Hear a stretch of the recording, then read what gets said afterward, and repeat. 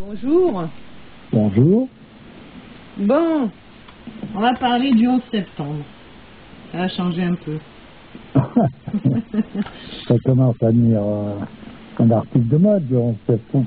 Ah bah écoute, Mhm. pour l'instant, tout le monde en parle, mais Qu'est-ce qu'il y a de nouveau on là? n'en sait pas plus. Bah écoute, il y a eu cette émission là que j'attendais un peu avec les détracteurs là, de la version officielle. Tu sais, le comique là dont je t'avais parlé, tu te rappelles? Oui, je vois, ouais. Et puis un autre, et puis en fait, à la fin de l'émission, t'en retires rien de nouveau, finalement. Bon. Mhm. Et moi, suite à ça, moi j'ai fait une petite audio où j'ai dit un peu ce que j'en pensais. C'est une idée comme ça qui m'est venue, parce que c'est vrai que chaque fois qu'on parle de cette thèse, qu'on remet en question cette thèse officielle, on est traité de négationniste, etc. Et je me disais, mais quel rapport avec la choucroute, quoi? Pourquoi on parle de ça? Quel rapport avec l'antisémitisme, l'extrême droite? Tu vois, de donner un avis, tout de suite Ouais, de toute façon, dans ce genre d'histoire, là, ça crée des polémiques qui n'en finissent plus.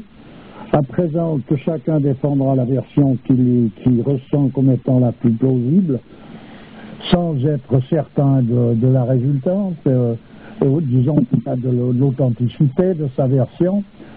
Et les versions officielles ne peuvent pas revenir en arrière. Elles n'ont pas la possibilité de faire ça. Donc la version officielle, c'est la version officielle. À partir de là, ils s'en tiennent là. Et puis envers et contre tout, contre vents et marées. Ouais. Et puis en étant à leur place, on est bien obligé de saisir que ça ne peut pas être autrement. Comment veux-tu qu'ils fassent autrement? S'ils se discréditent totalement, ils n'ont plus de raison de rester à l'emplacement où ils sont. Et s'ils ne se discréditent pas, ben, ils sont à contre-courant avec les autres versions. Et ça, on ne peut rien changer à ça. L'histoire, c'est qu'il faut savoir de quoi sont capables, ou surtout incapables, tous ces braves gens qui veulent diriger la planète, de manière à ce que, officiel ou pas, de toute manière, on sait bien que tout tourne autour d'une magouille générale. Et puis voilà, alors après que ça soit qu'on parle des juifs, des musulmans, des chrétiens, tout ça, c'est tout des noms qu'on donne à des personnages fictifs, parce que c'est des noms de prestige, et puis on veut démolir tout le prestige qui peut tourner là autour. Bon, ben voilà, c'est des stratégies qui sont en place depuis pas mal de temps, tout ça. Non, mais je trouvais assez logique de dire, si tu es taxé de négationnisme, d'antisémitisme, dès que tu remets en question cette thèse, c'est qu'il y a anguille sous roche quelque part. Alors ça veut dire que c'est les juifs qui sont derrière tout ça, ou quoi? Oui, mais bon, c'est pas plus ça qu'autre chose, c'est des courants de pensée. C'est des courants de pensée qui germent dans tel milieu ou tel autre. Donc le but est atteint dans le sens que actuellement ce qu'on appelle juif et ce qu'on appelle musulman, ça ressemble à deux clans qui sont en concurrence. Donc le but est atteint alors que ni l'une ni l'autre de ces religions n'ont quoi que ce soit à voir là-dedans. Oui, alors, voilà, donc ce qui est important de savoir, c'est qu'il ne s'agit pas tout le temps de mettre en avant un drapeau avec un nom prestigieux pour vouloir annoncer quoi que ce soit. Il s'agit tout simplement de savoir qu'on a affaire à un magouillage mondial qui, lui, est dans les mains d'une poignée de personnages maléfiques qui peuvent se trimballer un jour sous la dénomination de juifs, un autre jour musulmans, un autre jour chrétiens, un autre jour quoi que ce soit, ils n'en sont pas là. C'est pas un problème pour eux. Comme on dit ici dans le Sud, on se met bien avec le corbeau, on met un maillot noir, et puis voilà, l'affaire est classée. Donc il faut arrêter de plonger tout le temps dans les juifs, les musulmans, les chrétiens, les juifs, les musulmans, les chrétiens. Il faut laisser ces gens-là en paix, dans le sens qu'il y a encore certainement de vrais juifs, de vrais musulmans, de vrais chrétiens, qui sont donc des personnages de tradition, et c'est ceux-là qui sont en quelque sorte patentés pour parler, s'ils en ont envie, de ce que représente leur tradition. tous les autres c'est du pipeau, et puis ça s'arrête là. Donc on est dans c'est la magouille habituelle, qu'on la fasse tourner autour d'un truc ou d'un autre, c'est toujours la même. Ouais. Et comment se fait-il que ça déchaîne les passions, là, ce thème? Mais parce qu'on a mis en place, c'est tout un mouvement, ça, c'est tout un mouvement. On met en place un truc, il y a un aspect passionnel qui tourne autour du racisme. Le racisme bat son plein, il est de plus en plus froid, mais de plus en plus dur. Ouais. Donc ça correspond à du racisme. Et à du racisme, il n'est pas seulement au niveau des races, c'est un racisme de classe sociale, un racisme entre toutes les... Oui, ben c'est ça, c'est-à-dire que c'est surtout une division systématique de l'humanité de manière à ce que les choses ne puissent plus être réglées. Alors évidemment, un truc comme le 11 septembre, même si la version officielle était juste, de toute manière cette polémique arrange tous les magouilleurs de grand chemin parce que ça crée des scissions. Ouais. Et la scission, c'est ce qu'il faut. Actuellement, pour savoir une chose, c'est que ce qu'il faut, c'est que ça n'aille pas. Il ne faut pas que ça aille, il ne faut pas faire en sorte que les choses aillent. Ouais. Il faut, tant que les choses ne vont pas, tout va bien. Voilà. Oui, mais on en est là, donc ça ne sert à rien d'essayer de trouver autre chose. Hein. Alors après, qui a fait quoi, quand, comment, à quelque part. Personnellement, c'est le dernier de mes soucis dans le sens que ce qui ne change pas, c'est qu'il y a eu des personnages qui ont certainement eu des misères là dans à cause de ce mouvement. Il y a eu quand même des centaines de morts, quoi. Oui, puis il y a eu des millions de morts. Oui, il y a eu des millions de morts suite à ça, donc c'est ça qui est consternant véritablement et c'est la résultante de toute cette espèce de magouille qui continue d'ailleurs de bourronner comme un feu couvert et qui peut exploser d'un jour à l'autre.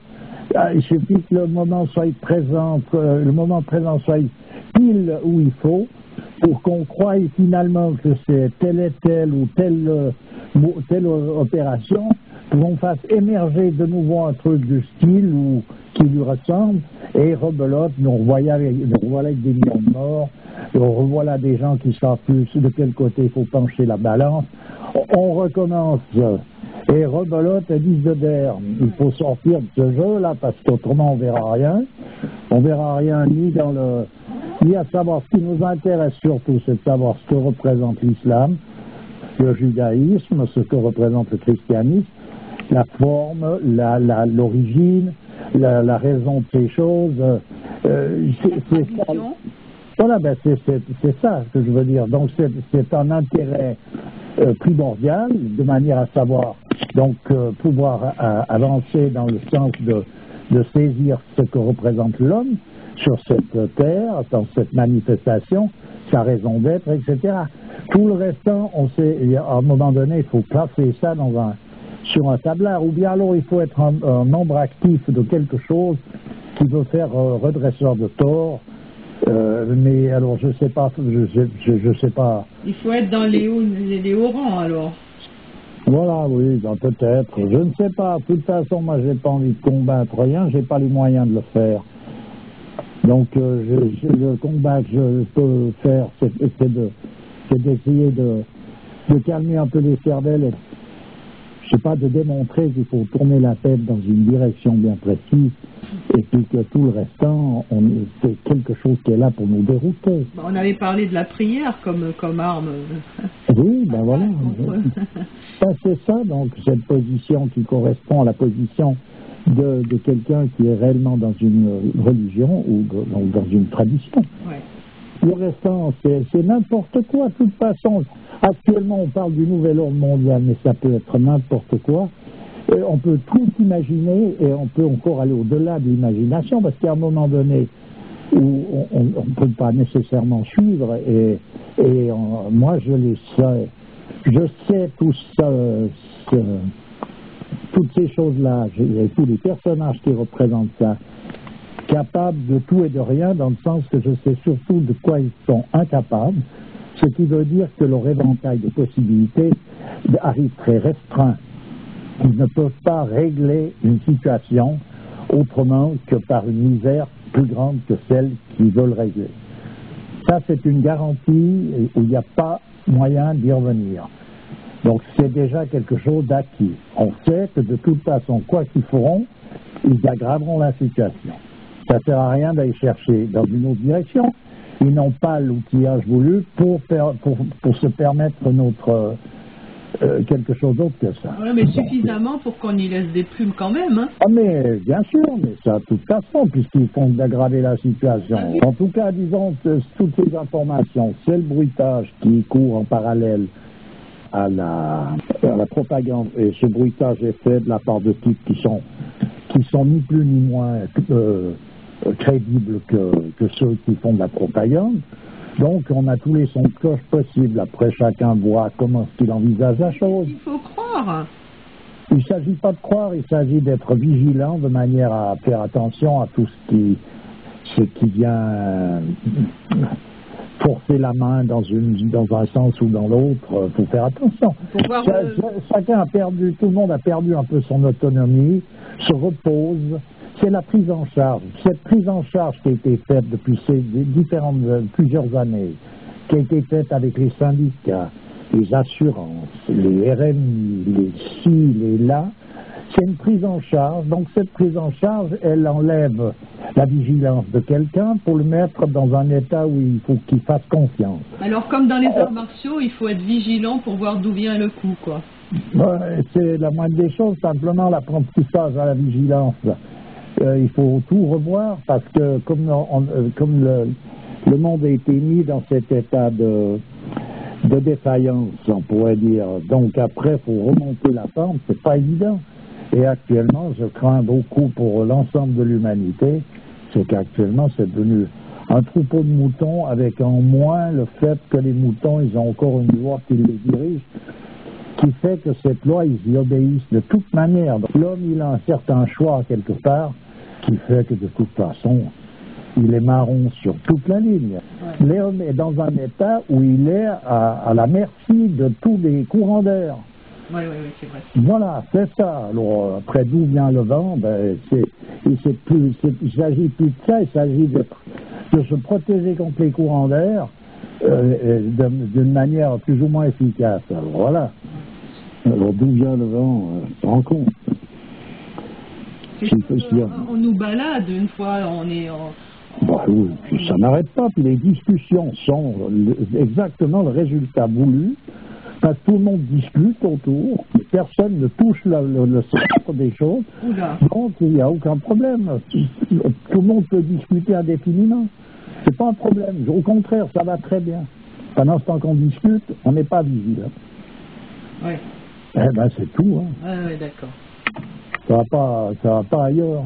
Alors on peut faire des polémiques qui n'en finissent plus. Donc là, le fait d'en parler, l'effet a été voulu. Donc on est tombé dans le panneau finalement. De toute façon, j'entends on perd beaucoup de temps à ça. On perd son temps à vouloir essayer de croire qu'on peut résoudre quoi que ce soit en discutant d'un point de vue à un autre sur qui a fait quoi dans tel moment.